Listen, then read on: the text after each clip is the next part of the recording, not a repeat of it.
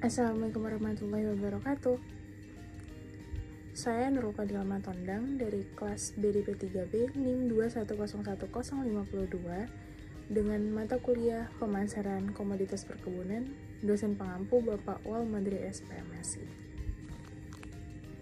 Pada video kali ini, izinkan saya menjelaskan beberapa pertemuan yang kami pelajari pada mata kuliah Pemasaran Komoditas Perkebunan.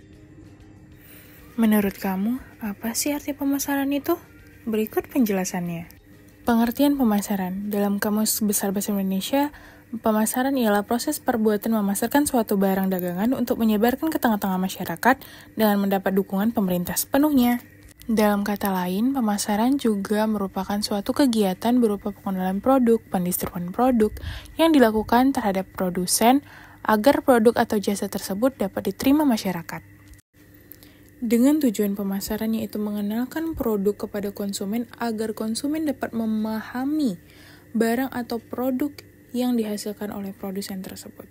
Fungsi pemasaran mengubah conversational marketing, merubah sikap orang-orang yang tidak menyukai sesuatu menjadi menyukainya. Contohnya ialah dengan mengubah packaging pada produk yang dihasilkan. Kemudian dengan melakukan promosi secara intens untuk menarik minat masyarakat terhadap produk atau jasa yang dihasilkan. Mendorong, stimulation marketing, mendorong atau merangsang kebutuhan orang-orang yang semula tidak berminat atau tidak mengetahui suatu produk atau jasa dengan melakukan promosi tersebut.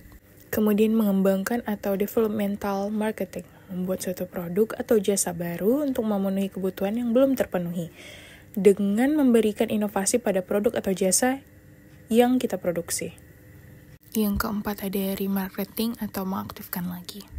Kemudian ada penyelarasan yaitu menyeimbangkan penawaran dan permintaan, kemudian pemeliharaan, mengurangi dan merintangi persaingan produk. Terdapat beberapa perbedaan antara konsep penjualan dan pemasaran pada gambar tersebut.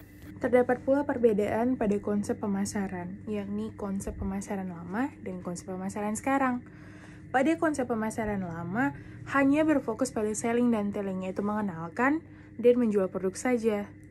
Dan konsep pemasaran sekarang itu dimulai dari konsumen, berfokus pada konsumen, dan bertujuan akhir terhadap kepuasan konsumen. Dilanjutkan dengan lembaga pemasaran. Lembaga pemasaran itu ialah individu atau lembaga yang berkaitan langsung dengan proses pemasaran, mulai dari produsen sampai ke konsumen. Jadi dalam lembaga pemasaran itu terdapat beberapa pembagian yang termasuk itu ada golongan produsen, pedagang perantara, dan pemberi jasa. Jika dikatakan golongan produsen itu ialah orang atau lembaga yang aktif dalam fungsi pemasaran itu. Pada lembaga pemasaran juga terbagi menjadi lembaga yang berdasarkan pada penguasaan barang. Terbagi menjadi 3, yaitu 1, lembaga yang memiliki dan menguasai barang, kemudian yang kedua, lembaga yang tidak memiliki tapi menguasai barang, dan yang ketiga, lembaga yang tidak memiliki dan tidak menguasai barang. Contoh dari lembaga yang memiliki dan menguasai barang itu seperti pedagang pengumpul, pedagang pengecer, ataupun pedagang besar. Pada lembaga pemasaran yang kedua itu ialah lembaga pemasaran yang tidak memiliki namun bisa menguasai, yaitu contohnya itu seperti menyimpan barang, atau seperti contoh pada sekitaran kita itu ada pelelangan di mana mereka tidak memiliki barang tersebut namun bisa menyimpan atau menguasai barang. Dan yang ketiga itu ialah adanya lembaga pemasaran yang tidak memiliki barang dan tidak menguasai barang. Mereka ini cuma sebagai perantara jasa. Contohnya itu seperti perbankan, pengangkutan, jasa pengangkutan, kemudian ada yang namanya asuransi. Setelah membahas tentang lembaga pemasaran, dilanjutkan dengan saluran pemasaran. Banyak banget sih ini tentang pemasaran. Jadi apa sih saluran pemasaran itu?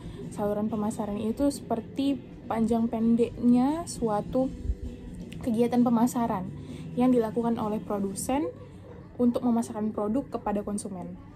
Jadi ada beberapa tingkatan juga pada saluran pemasaran itu, yaitu ada 0 level channel, kemudian ada 1 level channel, 2 level channel, dan 3 level channel. Jadi pada zero level channel ini proses pemasaran antara produsen dan konsumen itu langsung. Jadi seperti kayak mungkin petani langsung ke konsumen. Dan kemudian dilanjutkan kepada one level channel. One level channel ini terdapat satu perantara, yaitu pedagang pengecer. Pedagang pengecer bisa juga sih kayak yang di warung-warung di dekat-dekat rumah kita itu, bisa itu termasuk pada one level channel. Kemudian dilanjutkan pada two level channel, di mana perantaranya itu ada dari produsen, dilanjutkan kepada pedagang pengumpul, kemudian dilanjutkan ke pengecer, baru langsung ke konsumen. Kemudian yang terakhir itu ada three level channel. Three level channel ini cukup panjang sih, mulai dari produsen, pedagang pengumpul, kemudian pedagang besar, lalu pengecer, dan konsumen. Namun semakin panjang tingkatan saluran tersebut, maka semakin banyak biaya pemasaran yang dikeluarkan, dan makin besar juga harga yang diberikan kepada konsumen karena melalui beberapa perantara-perantara tersebut. Pasti teman-teman bertanya juga, kenapa sih harga di konsumen itu bisa jadi jauh lebih mahal? Ya karena itu, proses tingkatan saluran itu semakin banyak ya semakin mahal, karena melalui beberapa perantara, ya kan? Dan terdapat juga faktor-faktor yang bisa mempengaruhi saluran pemasaran itu semakin tinggi, yaitu ada namanya jarak antara produsen dan konsumen. Ya semakin jauh jarak produsen ke konsumen itu ya semakin mahal dan semakin banyak biaya pemasaran yang dikeluarkan. Kemudian ada cepat tidaknya produk rusak atau busuk. Ya biasa ini pada produk-produk pertanian yang seharusnya harus cepat diberikan kepada konsumen atau cepat dipasarkan kepada konsumen. Kemudian ada skala produksi usaha dan posisi keuangan pengusaha, yang dimana setiap pengusaha itu perlu modal dan itu harus mungkin cepat dipasarkan sehingga dapat berbalik modal gitu. Sekian penjelasan yang dapat saya sampaikan, kurang lebihnya mohon maaf. Wassalamualaikum warahmatullahi wabarakatuh.